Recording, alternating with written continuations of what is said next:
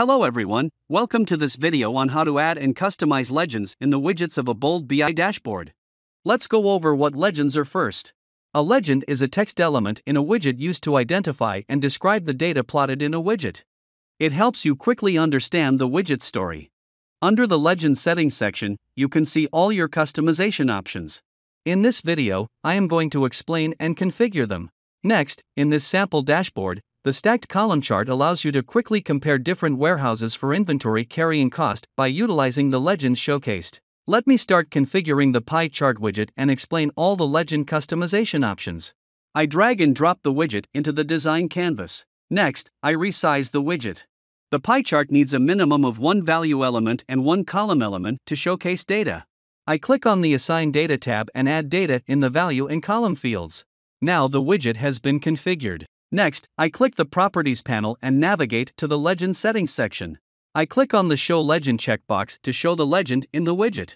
Next, I will customize the legend color. I click on the Color drop-down menu. The available colors are shown. I select green. Now you can see that the legend color has changed. By selecting this legend customization option, I can rename the legend items. Here I have renamed seafood to aquatic food. Next is legend position. I click on the Position drop-down menu and you can see that the options are to change the legend to the left, right, top, or bottom position.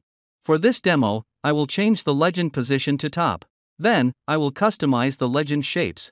I click on the Shape drop-down menu and change the legend shape to series type. Now you can see the legend shapes have changed from circles to the series type. Next, I'll change the legend title. I click the title text box and add a common title here to describe the legend items added.